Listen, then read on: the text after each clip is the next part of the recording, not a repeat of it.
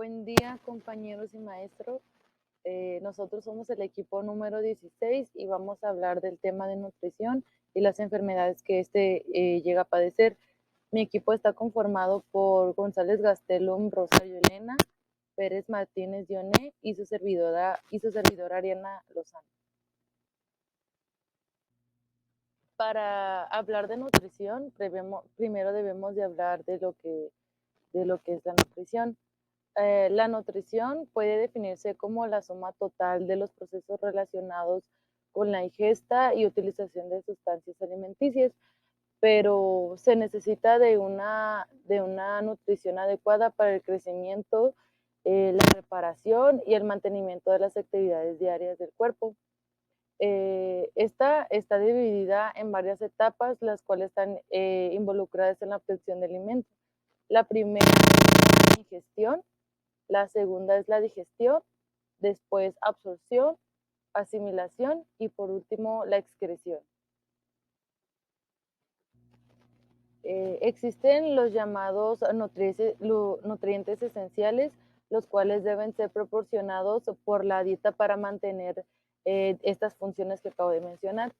Los nutrientes varían según la edad, el sexo, el estado de la enfermedad que se padece, la condición clínica, el estado nutricional y el nivel de actividad física que tenga la persona. Pero independientemente de la variación individual, todas las personas tienen requerimientos de nutrientes, de requerimientos de nutrición, de energía, proteínas, líquido y micronutrientes. ¿Qué es energía? La energía son los requerimientos de energía o de calorías que se pueden suplir a través de la ingestión de carbohidratos, grasas o proteínas de la misma dieta que se ingiere. Los requerimientos de dicha energía se pueden calcular en base a una ecuación, la cual se llama ecuación de Harris-Benedict. Esta ecuación se suele calcular de acuerdo si eres mujer, hombre, mujer mayor de 60 años u hombre mayor de 60 años. Esta ecuación estima el gasto energético en reposo o basal, la cual se abrevia por las siglas GEB, que luego esta debe de modificarse en función a un factor de estrés o actividad. Y los factores de estrés que influyen en condiciones suelen ser cirugía menor, fractura, trauma, sepsis y quemaduras graves. Y pues por último, la ingesta de calorías o energía en exceso gastada se almacena en las reservas corporales, o que son las calorías, y los carbohidratos se almacenan como glucógeno muscular, y por último, la grasa se almacena en los triglicéridos del tejido adiposo, y pues esto constituye la mayor reserva de combustible del organismo. Los requerimientos de proteínas en adultos varían según el estado nutricional y el estado de la enfermedad y el estado clínico que padece la persona en el momento. Los requerimientos de proteínas se expresan en gramos por kilogramo de peso corporal. Y el metabolismo de dichas proteínas depende de la función renal y hepática, por lo tanto los requisitos cambiarán en el hígado y en el músculo durante los estados de la enfermedad que afectan estos dos sistemas del órgano. Después ocurre una metabolización de las proteínas, la cual se excreta como compuestos que contienen nitrógeno, y también aquí está incluida la urea. Y pues por último, aquí es necesario medir la cantidad de nitrógeno excretado en la orina durante 24 horas, el cual es un método alternativo para determinar la idoneidad del apoyo especializado. Y pues por último, el exceso de proteínas se almacena como visceral o somática. Las reservas de proteínas viscerales incluyen proteínas plasmáticas, hemoglobina, varios componentes de la coagulación y hormonas y anticuerpos. y pues las proteínas somáticas incluyen reservas del músculo esquelético y liso. Y las proteínas que se almacenan son muy importantes y esenciales para numerosas funciones fisiológicas que tiene el cuerpo. Por lo tanto, la pérdida de dichas reservas de proteínas da como resultado la pérdida de funciones corporales esenciales que ejercemos día a día. Líquido. Las necesidades diarias de líquido de un adulto se pueden determinar en función del peso corporal que éste tiene o de las necesidades energéticas. Y pues el aumento de los requisitos de líquido se produce con un aumento de las pérdidas insensibles de la piel o del metabolismo, o también puede ser con un aumento de las pérdidas gastrointestinales, lo cuales pueden ser vómitos o diarreas. Y los requerimientos de líquidos disminuyen en pacientes con insuficiencia renal o volumen extravascular expandido o hipoproteinemia. Micronutrientes. Los nutrientes como los carbohidratos, las proteínas y las grasas se consideran como macronutrientes. Sin embargo, los micronutrientes como las vitaminas, los electrolitos o los minerales traza también son necesarios para mantener una nutrición adecuada. Los micronutrientes son necesarios para el uso adecuado de los macronutrientes y estos están involucrados en una amplia variedad de funciones fisiológicas. Aquí existen los micronutrientes mal absorbidos, los cuales requieren de grandes dosis cuando se ingieren a través del tracto gastrointestinal. Y los micronutrientes solubles en agua se administran en dosis mayores por vía parenteral debido a que estos se excretan en, en la vía renal más rápida y por eso se administran en esta vía. Y pues por último, otros factores que pueden llegar a afectar los requerimientos de los micronutrientes existen como pérdidas gastrointestinales, por ejemplo la diarrea, vómitos, fístula o hipermetabolismo. Pérdida de la función renal, como lo es la pérdida de sodio, potasio, magnesio y el fósforo, perdón, y pues y un síndrome de realimentación, como lo son los electrolitos. Visión general de la patología. La falta de alimentos puede dar lugar a una nutrición inadecuada. Sin embargo, lo más común es que la desnutrición resulte de la utilización de nutrientes debido a una enfermedad que se padece o de ya sea aguda o crónica o al tratamiento que esté llevando. Como resultado de la desnutrición, las personas pueden estar expuestas a mayores riesgos de morbilidad y de mortalidad por alteraciones en la función de los órganos diana o por falta de micronutrientes, como lo son las vitaminas, los minerales, etc. Existe la desnutrición proteico-calórica, la cual existe en 3 tipos y uno último. El primero es el kwashiorkor, el segundo es el marasmo, el tercero es un mixto entre marasmo y kwashiorkor y por último la obesidad, que esta también puede considerarse como una forma de desnutrición proteico-calórica porque resulta de la ingesta excesiva y no deficiente de macronutrientes. Estos trastornos de los alimentos se pueden tener graves consecuencias médicas, ya que una de las cuales es una de las más importantes, diría yo, es la desnutrición. Como primera enfermedad tenemos que el marasmo es una infección crónica que que resulta de la deficiencia de la ingesta total de energía y la pérdida de energía somática. Esta enfermedad se llega a ver comúnmente en países de extrema pobreza, como lo es África y Surasia.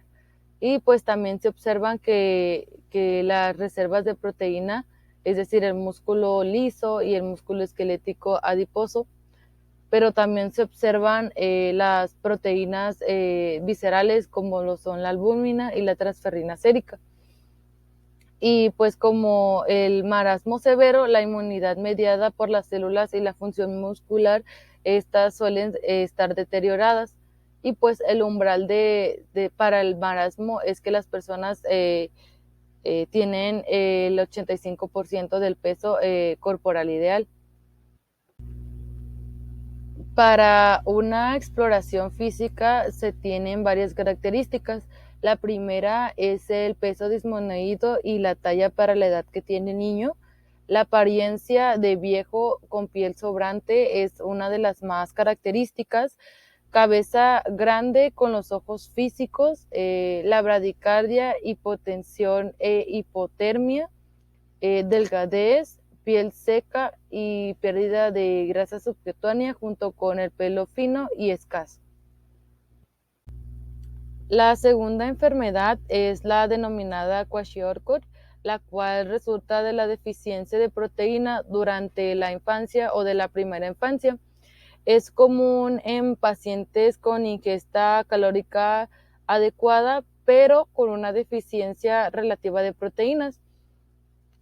Una de las características que suelen llamar la atención de esta enfermedad es que los pacientes suelen ser catabólicos. ¿A qué me refiero de que sean catabólicos? Es que este se produce cuando el propio organismo, al no recibir nada de alimento, se nutre de sus propios tejidos, así consumiendo el músculo y pues al último termina por consumir toda la masa muscular. Y pues aquí podemos ver las características con las cuales se puede dar un diagnóstico de la enfermedad de Kwashiorkor de manera física. Y pues la hipoalbuminemia y el edema se caracterizan clásicamente por Kwashiorkor, que puede desarrollarse rápidamente en una respuesta de la privación de proteínas durante el estrés metabólico, y pues este puede ir acompañado de una función inmunitaria alterada. Y la tercera enfermedad es la que suelen llamar marasmus y Kwashiorkor mixto. Aquí suele ocurrir en pacientes crónicamente hambrientos que están sometidos a estrés hipermetabólico.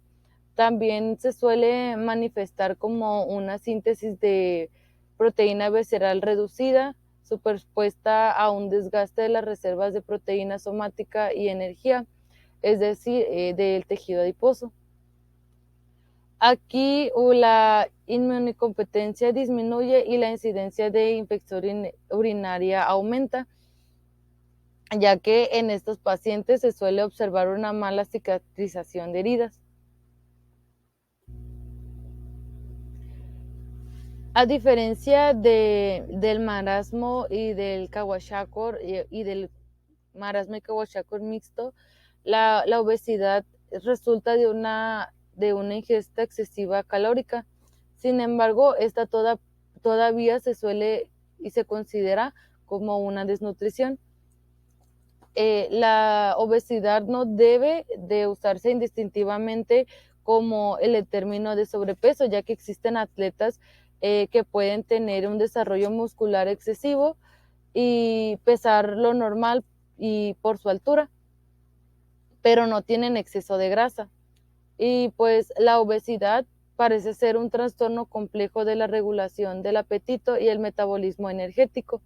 Las consecuencias de dicha enfermedad incluyen afecciones psicológicas y sociales y también complicaciones que pueden resultar médicas. Y por último, una de las enfermedades más preocupantes es la anorexia y bulimia nerviosa. Estos son trastornos alimentarios que afectan predominantemente a las mujeres. La anorexia nerviosa se caracteriza por la inanición y la pérdida extrema de peso. Esta suele ser un trastorno de la imagen corporal y miedo intenso a volverse obeso. La bulimia nerviosa se caracteriza por atracones de comida que por lo general van seguidos de alguna forma de purga, como lo es usar píldoras, el exceso compulsivo o la inducción del vómito. Aquí la mayoría de pacientes con estos trastornos tienen una serie de síntomas superpuestos y que están presentes durante la adolescencia tardía o de una edad adulta temprana. Además, los pacientes suelen presentar inicialmente anorexia o bulimia nerviosa, pero luego esta ya este, puede esta puede fluctuar o de ser anorexia o de ser bulimia nerviosa. Las disminuciones en la tasa metabólica basal, la masa corporal magra y la actividad física que se dan en las personas mayores resultan en el potencial de necesidades calóricas totales más bajas.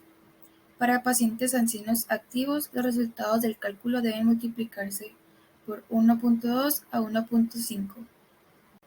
En pacientes geriátricos, los requerimientos proteicos, por el contrario, no disminuyen con los años. La ingesta adecuada de proteínas es esencial para ayudarla a disminuir la pérdida que se produce en la masa corporal magra. Los pacientes de edad avanzada son más propensos a la deshidratación debido al aumento de pérdidas de líquidos por compromisos capacidad de concentración de la orina, aumento de las pérdidas insensibles a través de la piel frágil y disminución de la respuesta de la sed. Debido a la disminución de las necesidades calóricas totales, los pacientes de edad avanzada requieren menos tiamina, ribolabina y niacina en su dieta. Los requerimientos de hierro también disminuyen para el desgaste posmenopáusico. Las funciones renales y hepáticas disminuidas puede conducir a una menor necesidad de vitamina A en la dieta. En pacientes embarazadas impone demandas adicionales al cuerpo. Múltiples nutrientes de la hipogeusia deben consumir suficientes calorías y proteínas para apoyar la síntesis de los tejidos maternos y fetales. Las mujeres embarazadas y las que planean quedar embarazadas también deben consumir mayores cantidades de hierro, vitamina del complejo B, ácido fólico, calcio y muchas otras vitaminas y minerales. Trastornos seleccionados que pueden resultar en deficiencias nutricionales. En infecciones crónicas está el síndrome de inmunodeficiencia adquirida, fibrosis quística, estados inflamatorios, enfermedades neoplásicas, trastornos endocrinos, diabetes mellitus e hiperlipidemia. Y en enfermedades digestivas o de absorción se encuentra enfermedad intestinal inflamatoria, pseudoobstrucción intestinal crónico, síndrome del intestino corto, enterocolitis necrotizante y diarrea crónica prolongada. Para la evaluación del sistema, es definida por la Sociedad Estadounidense de Nutrición Enteral y Parental como una evaluación integral para definir el estado nutricional que incluye el historial médico, el historial dietético, el examen físico, las mediciones antropométricas y los datos de laboratorio. Los propósitos de la evaluación nutricional son proveer datos para la firma de un plan de cuidado nutricional que prevenga y minimice el desarrollo de la desnutrición, establecer datos de base para evaluar la eficacia del cuidado nutricional y para identificar a individuos que están desnutridos o en riesgo de desarrollar desnutrición. El primer paso para evaluar el estado nutricional de un paciente es evaluar si existe algún riesgo potencial de nutrición.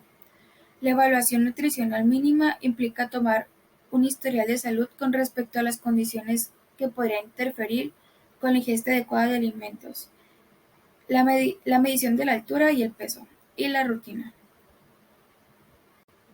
A continuación, se observa aquí una tabla con las pruebas de laboratorio que describe los signos y síntomas de los pacientes que podrían estar en alto riesgo de desnutrición.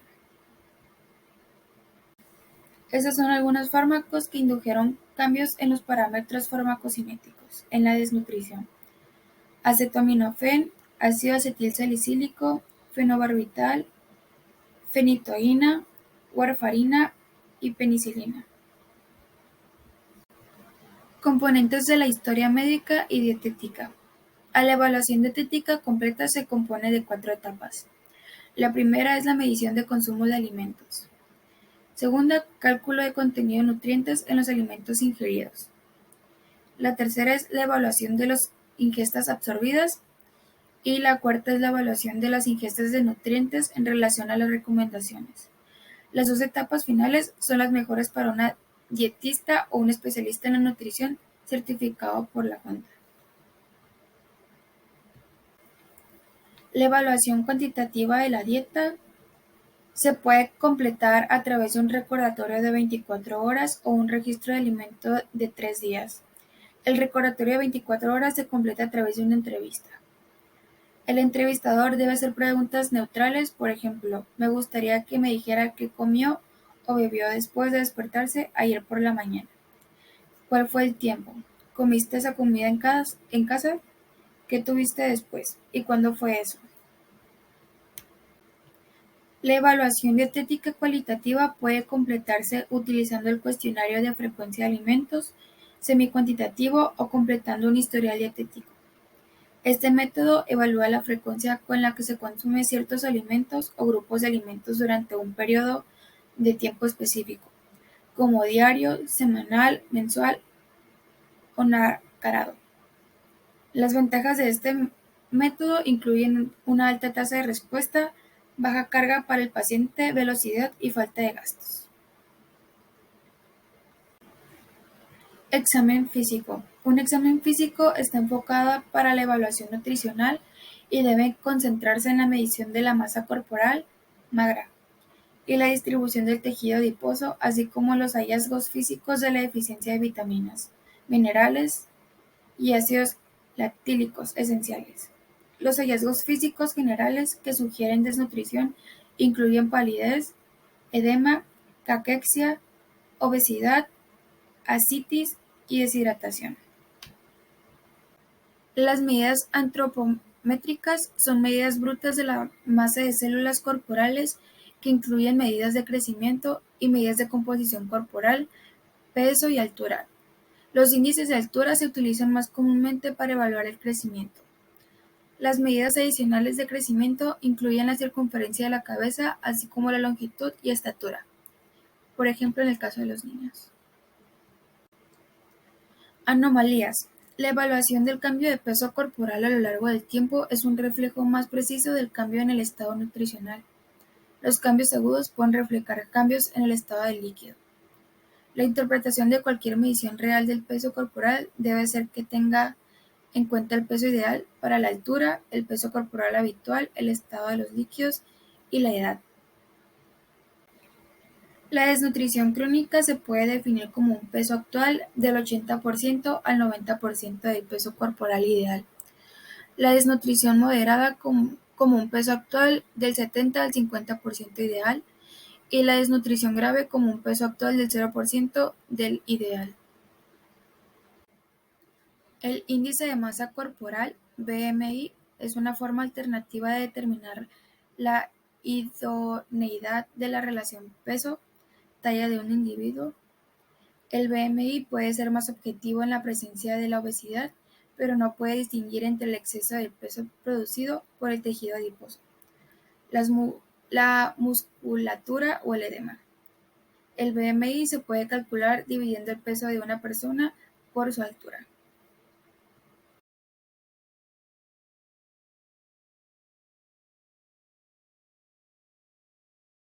Los factores que pueden afectar las pruebas bioquímicas principalmente es la edad, el sexo y grupo étnico del paciente. También puede ser la regulación homeostática. ¿Qué quiere decir esto? Pues la concentración de diversos iones en la sangre deben mantenerse constante junto con el pH y la concentración de la glucosa. Otro parámetro puede ser la variación diurna. Esta se refiere a la temperatura del medio ambiente. Otro parámetro puede ser la contaminación de muestras, el estado fisiológico, es decir, se refiere a una edad determinada por el estado general de salud del paciente. También puede verse afectado por infecciones, por el estado hormonal del paciente o por ejercicio físico si el paciente realizó antes de realizarse alguna prueba. Otros factores que pueden afectar las pruebas bioquímicas, pues es la hemólisis por sueroplasma en la muestra, si el paciente consume drogas, si el paciente tiene alguna enfermedad muy grave, las interacciones de nutrientes en el organismo del paciente, si el paciente viene muy estresado, también puede alterar las pruebas bioquímicas, si el paciente tiene mucha pérdida de peso, es decir, no tiene su peso ideal. Otros factores que también pueden intervenir aquí, pues ya son las personas que hacen o que toman las muestras, es decir, los laboratoristas. Ejemplos son el procedimientos de muestreo y recolección, exactitud y precisión del método analítico, la sensibilidad y especificidad del método analítico, pues ya ahí va más relacionado con las personas que están realizando esas pruebas, que tomaron esas muestras. La evaluación de laboratorio bioquímica se utiliza principalmente para detectar carencias nutricionales que aún no han causado síntomas o para confirmar hallazgos objetivos actuales, como por ejemplo deficiencias subclínicas. La evaluación bioquímica del estado nutricional puede incluir el estado de las proteínas séricas, el índices hematológicos, el estado de hierro, el estado de minerales, el estado de las vitaminas y el estado de los lípidos en el organismo. Los resultados de las pruebas bioquímicas se evalúan comparándolos con valores de referencia. Estos valores de referencia se deben de interpretar excluyendo siempre alguna posibilidad de error en el laboratorio o también excluyendo los factores que les mencioné en la diapositiva anterior. Las proteínas. La mayor parte de proteína corporal se concentra en el músculo esquelético, como la reserva de proteínas somáticas, y el resto en reserva en proteínas visceral. Se encuentran en proteínas séricas, eritrocitos, granulocitos, linfocitos, hígado, riñón, páncreas y corazón. Las proteínas que se miden con mayor frecuencia pues son la sérica total, la albumina, la transferrina, la prealbumina de la proteína fijadora de retinol, la fibronectina, la somatomedina C. La albumina sérica y la transferrina son los índices de evaluación que se usan con más frecuencia y se emplean mejor para monitorear los cambios a largo plazo del estado nutricional del paciente. La proteína de unión a retinol y prealbumina en el suero son más adecuadas para controlar los cambios a corto plazo en el estado de la proteína visceral, ya que tienen una reserva corporal total pequeña y una vida útil más corta y una especificidad relativamente alta. La somatomedina tiene un factor de crecimiento similar a la insulina, es aún más sensible al estado proteico agudo. La medida más comúnmente empleada para evaluar el estado de la proteína somática se basa en el nivel de creatinina. La creatinina se excreta sin cambios en la orina como un subproducto del metabolismo de la creatinina. Esta se concentra principalmente en el músculo del cuerpo.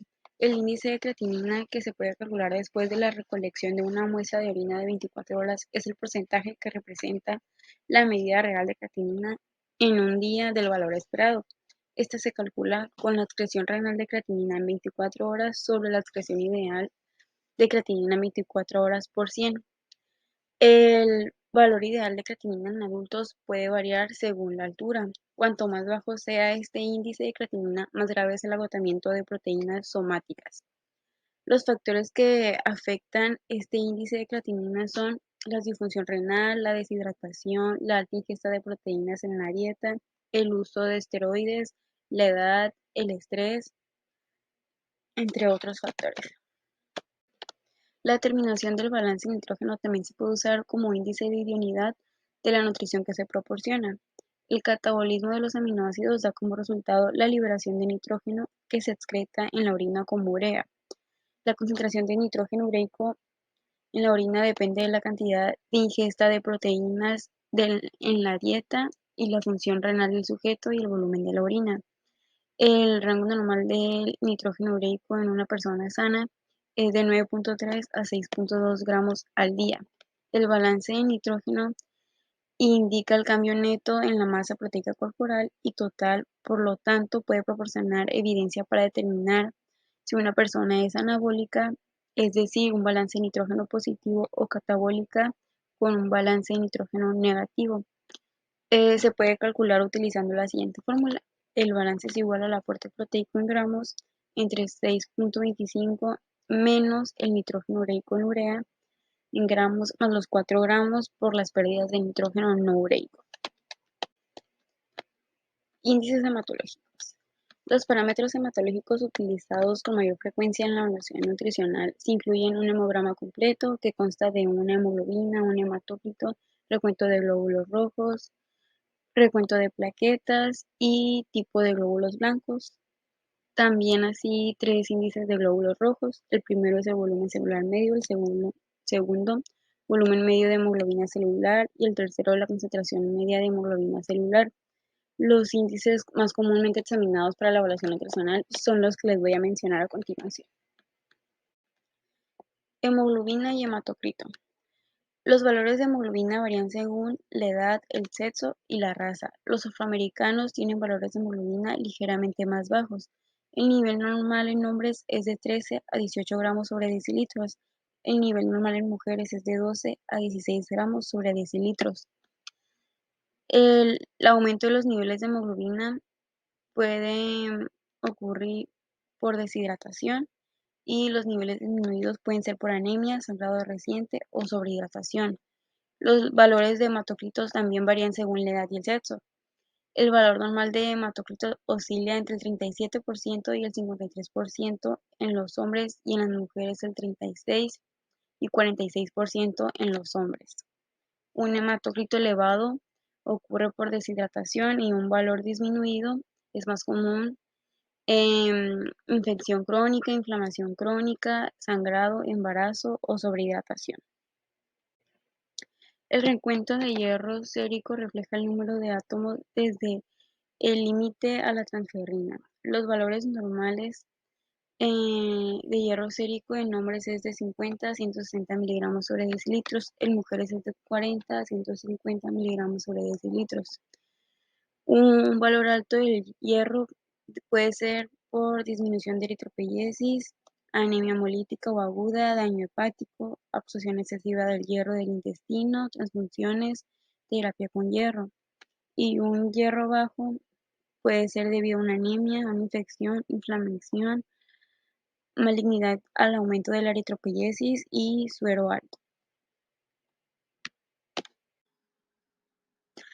Los principales componentes minerales del cuerpo humano son el calcio, el fósforo y el magnesio. Estos funcionan en el mantenimiento de los huesos y los tejidos blandos. También actúan como agentes reguladores de los fluidos corporales. Las concentraciones séricas normales en las que debemos de tener el calcio es de 8.8 a 10.3 miligramos sobre decilitros, el fósforo de 2.5 a 5 miligramos sobre decilitros, el magnesio de 1.6 a 2.4 mil equivalentes sobre litro. El resto de los minerales se les denominan minerales traza. Estos se encuentran en pequeñas cantidades en el cuerpo, aunque se ha determinado que hasta 10 minerales trazas son esenciales en los humanos. Estos son el zinc, el cobre, el magnesio, el selenio, el cromo, el yodo y el hierro. Bueno, pues para entender un poquito y tener más claro sobre los minerales en el cuerpo, pues me di a la tarea de investigar una imagen en donde explicara más o menos qué cantidades de estos minerales tenemos en nuestro organismo. Esto fue una imagen a lo que más se acercó a los minerales porque pues también menciona elementos químicos que tenemos importantes en el cuerpo, pero me voy a enfocar en los minerales esenciales que les mencioné en la diapositiva anterior, pues lo cual es el calcio, el fósforo y el magnesio, donde podemos ver aquí que están en pequeñas cantidades. Podemos observar el calcio, se encuentra en 570 gramos y el fósforo en 445 gramos. Y del lado derecho podemos ver donde dice bioelementos secundarios se encuentra el magnesio y el calcio. El magnesio aquí no nos dice en qué cantidad está en el organismo, pero investigué y está en 25 gramos. Que los bioelementos secundarios pues son los que están en menor cantidad en el organismo. El zinc es otro mineral muy importante. Esta deficiencia ocurre con mayor frecuencia en pacientes con la enfermedad de Crohn, síndromes de malabsorción o pérdidas por fístulas. También puede ocurrir en pacientes en estados de malabsorción, enteropatías, pérdidas de proteínas, o también puede ocurrir en el síndrome nefrótico, que puede estar predispuesto a la pérdida del cobre. La nutrición enteral y parental a largo plazo pueden predisponer a los pacientes a la deficiencia de zinc, cobre, cromo, manganeso y selenio. Una evaluación de la terapia con medicamentos de un paciente juega un papel importante en la evaluación de las deficiencias de los minerales. En esta tabla podemos ver que los minerales pueden tener una interacción con algunos medicamentos, lo que podría causar hiponatremia, hipercalemia, hipomagnesemia, hipocalcemia, hipercalcemia. Los medicamentos que podrán interaccionar y causar hiponatremia pues son los diuréticos, los antidepresivos y los psicotrópicos. Los medicamentos que podrían interaccionar y causar hipocalemia son los diuréticos, los corticosteroides, los analgésicos, los laxantes y los antiinflamatorios no esteroideos. Los que podrían causar hipercalemia son antidepresivos, antituberculosos, heparina, el alcohol y los antirrimáticos. También podrían causar hipomagnesemia. Estos podrían ser los diuréticos, la aldosterona, la anfotericina B, la neomicina y sales del calcio y la insulina también. También podrían causar hipocalcemia. Estos medicamentos que podrían interaccionar entre minerales pues podrían ser los diuréticos, los antituberculosos, la vitamina D con metabolitos, los anticonvulsivos. Y por último, los medicamentos que podrán interaccionar con minerales y causar hipercalcemia serían los diuréticos y los anticonvulsivos. El estado vitamínico es el equilibrio entre el suministro y la necesidad de vitaminas en un paciente determinado en un momento determinado. Una deficiencia de vitamina es la escasez de vitamina en relación al consumo por parte de un sujeto en particular. Una deficiencia vitamínica primaria es el resultado de no ingerir la vitamina en cantidades suficientes, es decir, por malos hábitos alimenticios, por ignorancia, por falta de alimentación total, por falta de alimentos ricos en vitamina, por anorexia, por ayuno y por pobreza también podría ser. A lo contrario, una deficiencia secundaria resulta de la falta de absorber o utilizar de otro modo la vitamina, es decir, por posibles causas de la deficiencia secundarias que incluyen la digestión, que podría ser mala absorción, diarrea, también podría ser por mayores requisitos, por ejemplo, pues las mamás que están en maternidad y dan lactancia, pues también podrían tener un gran déficit de vitamina. Algunas de las manifestaciones más comunes de deficiencias vitamínicas incluyen la anemia por falta de vitamina B6 y B12 y ácido fólico, así como también las neuropatías periféricas también por la deficiencia B6 y la B12, cambios en la piel y en las membranas mucosas por la deficiencia de la vitamina B2 y la vitamina A y también por la niacina, como se observan en las imágenes, los cambios o manifestaciones clínicas que pueden presentarse debido a estas deficiencias y por la deficiencia de la vitamina D y C, pues se pueden observar cambios o alteraciones en la formación y composición del bebé. También por deficiencia de la vitamina A se pueden observar cambios clínicos en el ojo, resequedad de los ojos, ablandamiento de la córnea y por la deficiencia de la vitamina C se pueden observar cambios en las encías dentales. Bueno, así como hay manifestaciones clínicas cuando hay deficiencias de micronutrientes o vitaminas, pues también hay manifestaciones clínicas cuando hay exceso de estas vitaminas. Pues, ¿qué podría pasar? Pues en este cuadro nos muestra de una manera muy extensa las miles de cosas que podrían presentarse cuando una persona, por ejemplo, tiene exceso de tiamina B1, pues podría presentar debilidad muscular, parálisis, convulsiones, dolor de cabeza. Y en la riboflavina, pues aún no se ha encontrado ninguna manifestación clínica hasta ahorita. En la niacina que es la vitamina B3, pues podrían encontrarse enrojecimiento de la piel, toxicidad hepática y arritmias cardíacas. En la piridoxina podrían encontrarse o presentarse lesiones cutáneas, disminución de lípidos séricos, y en la vitamina C se pueden presentar disminución del colesterol y aumento de la absorción de hierro. En la vitamina A, en un caso agudo, podría presentarse descamación de la piel, y en un caso crónico podría presentarse alopecia, dolor de huesos y músculos. En un exceso de manganeso podrían presentarse Parkinson, y en un exceso de selenio podría presentarse alopecia e irritabilidad. Y pues como les mencioné, yo en este cuadro pues se observan muchísimos efectos que podrían presentarse en el exceso de estas vitaminas en una persona adulta. Vitamina. Bueno, continuando con las vitaminas, se considera que la vitamina A y D tienen mayor potencial para producir reacciones adversas cuando se consumen a niveles por encima de la RDA. La RDA son los aportes dietéticos recomendados.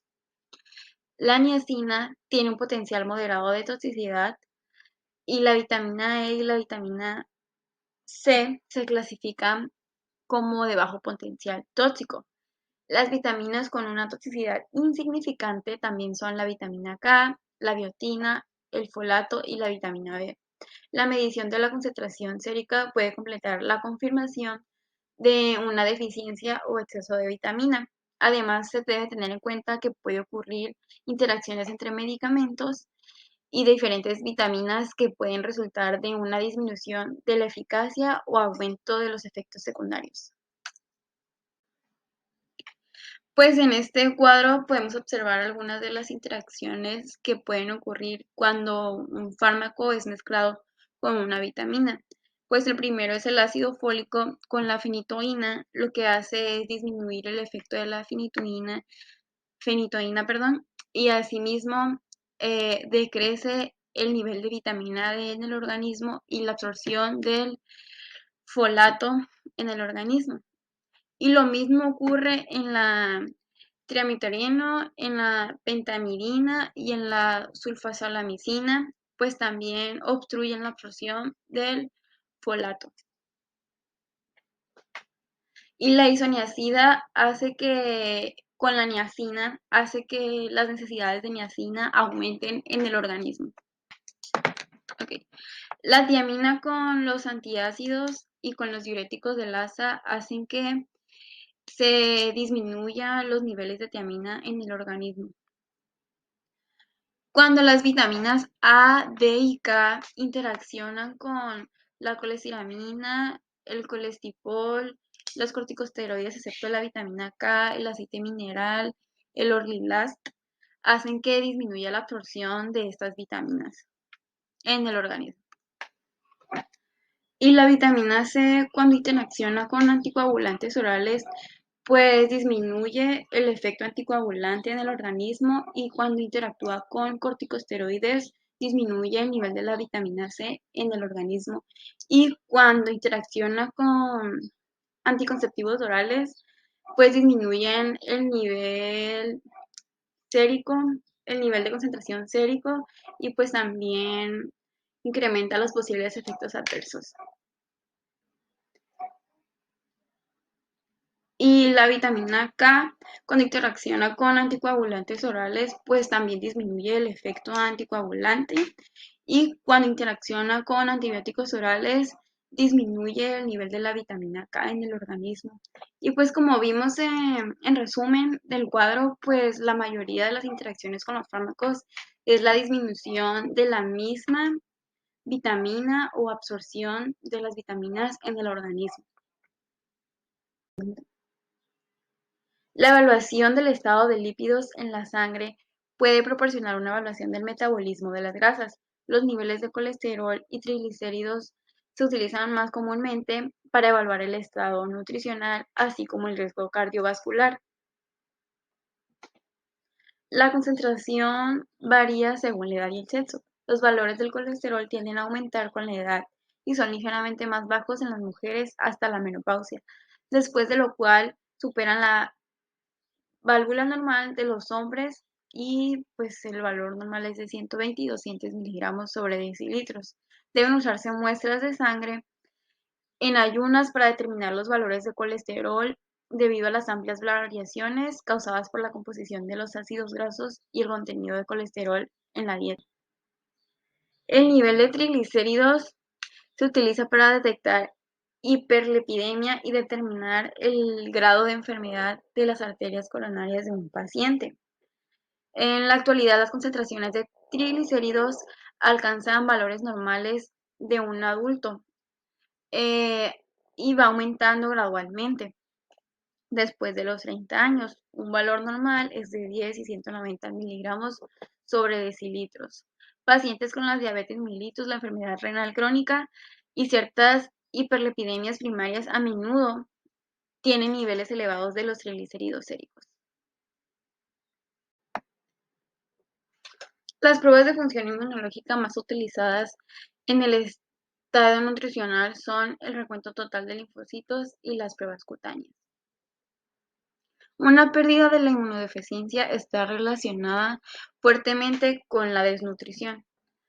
El recuento total de los linfocitos representa el total de linfocitos circulantes, la mayoría de los cuales son células T, los cuales pueden ser calculados a partir de esta fórmula, que es el recuento total de los linfocitos, son las células sobre milímetros cúbicos igual al WC, que es el recuento de los glóbulos blancos por el porcentaje de linfocitos entre 100.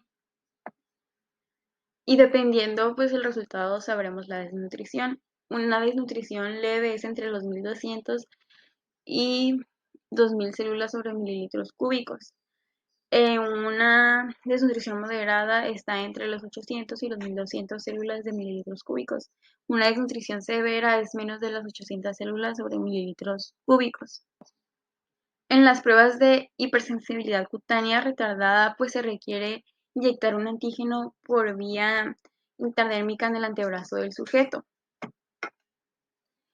Y aquí se mide por el enrojecimiento que deja pues en la piel el antígeno de una duración de 24 a 48 horas. Una respuesta de 5 minutos o mayor generalmente se considera que es una reacción positiva. Los antígenos utilizados de la evaluación nutricional por lo general son Cándida albicans, streptokinasa, streptozona, coccidioidina y derivado de la proteína purificada. Y si un paciente no responde a las pruebas, se le considera anérgicos, lo que es correlativo relacionado con la desnutrición. Una evaluación subjetiva del estado nutricional de los niños pues depende de obtener un historial dietético de los padres, el tutor, la niñera o la guardería. Existen ciertos de problemas nutricionales en los niños, sin embargo, pueden ser predichos a partir de las características generales de la familia. Por ejemplo, si hay una malnutrición, parece aumentar en la familia, pues los ingresos disminuyen. En contraste, cuanto mayor es el nivel educativo de los miembros de la familia que compran la comida, mejora el estado nutricional de los miembros de la familia más jóvenes, es decir, los niños. Unas preguntas que se les pueden hacer a los papás, pues cuando se toman antecedentes relacionados a un bebé o un niño, se incluyen: ¿su hijo está dispuesto a comer lo que usted prepara? ¿Tiene el niño algún gusto o aversión especial? ¿Cuánto comerá el niño? ¿Cómo controla las inducciones de bocadillos o los tamaños de los bocadillos en el platillo?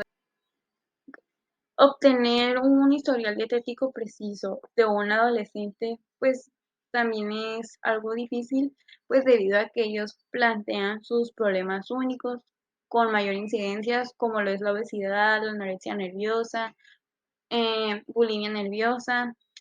Este grupo de edad debe tratarse con mucha delicadeza, sin embargo, pues refuerzan la importancia de abordar estos temas. Las preguntas que se les debe de agregar al historial pues serían: ¿cuál es su peso actual? ¿Cuánto te gustaría pesar? ¿Sigues alguna dieta especial para adelgazar? ¿Has realizado otras dietas para perder peso? Si es así, ¿tuvieron éxito? ¿Con qué frecuencia? piensas en engordar, vomitas o usas laxantes o diuréticos intencionalmente después de comer, qué bocadillos o comidas rápidas te gusta comer, cada cuánto comes. Y para las mujeres, pues, ¿cuándo empezaste a menstruar por primera vez? ¿Cómo es tu flujo menstrual?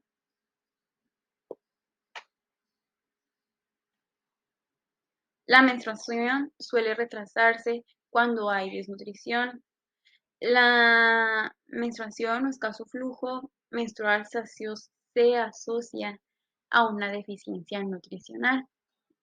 Antes de realizarse una evaluación nutricional objetiva en los niños, debe sobrepensarse la invasividad del método frente al beneficio potencial. El perímetro cefálico, el grosor de los pliegues cutáneos y el perímetro muscular del brazo son medidas no invasivas para determinar la composición corporal. Y se han desarrollado tablas como la que se muestra aquí, relacionadas con el peso, longitud, altura, el perímetro cefálico y pues los pliegues de la piel para evaluarse mediante el crecimiento y compararse gráficamente con los estándares de la edad y el sexo.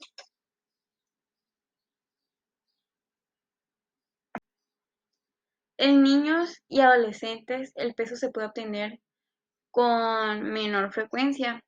Las concentraciones séricas de albumina, transferrina, transtiretina, proteína de unión al retinol y nitrógeno se utilizan frecuentemente para evaluar el estado de proteína visceral en los niños. Las evaluaciones de función inmunológica pueden ser menos útiles en evaluar el estado nutricional de niños que en adultos.